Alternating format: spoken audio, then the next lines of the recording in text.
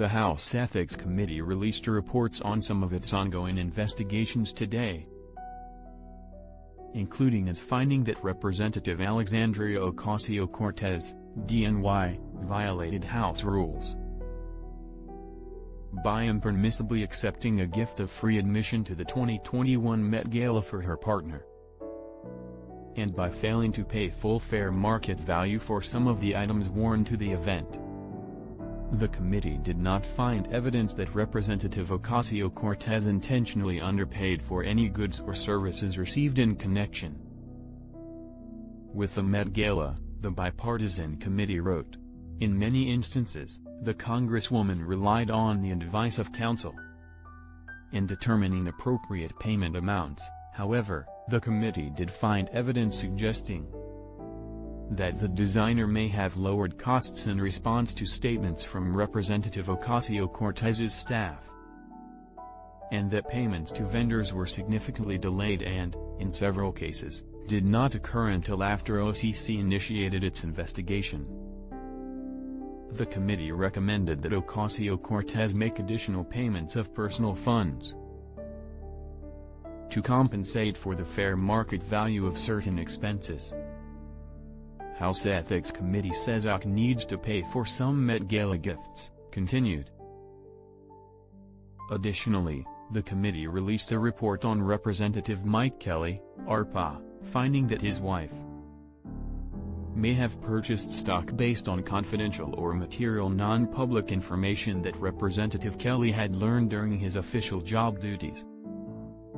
The committee recommended that the congressman and his wife divest of all shares of Cleveland Cliffs before taking any further official action relating to the company. The panel did not recommend any additional disciplinary action against either Ocasio-Cortez or Kelly. Maxwell attorney David Oscar Marcus said the Deputy Attorney General has finished his questioning of Maxwell for the day. "We started this morning right around 9 o'clock, and went to now lunchtime, and we're finished after all day, yesterday and today."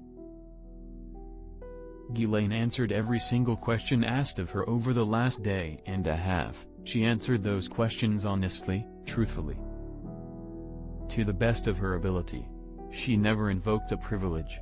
She never refused to answer a question, Marcus said. "They asked about every possible thing you could imagine. Everything," Marcus said.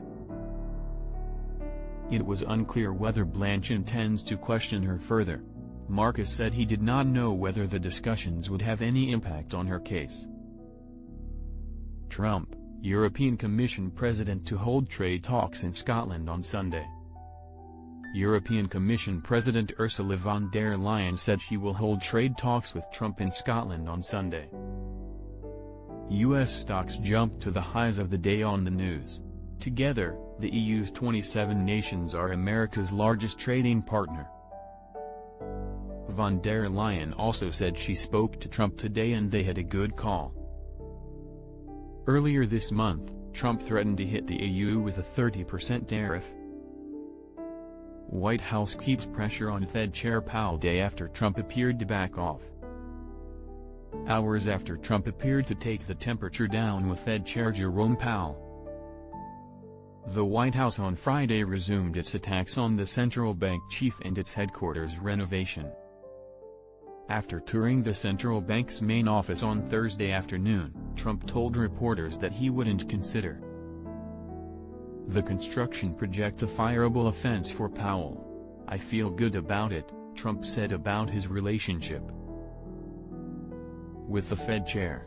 He added that "I just don't think it's necessary to attempt to fire Powell."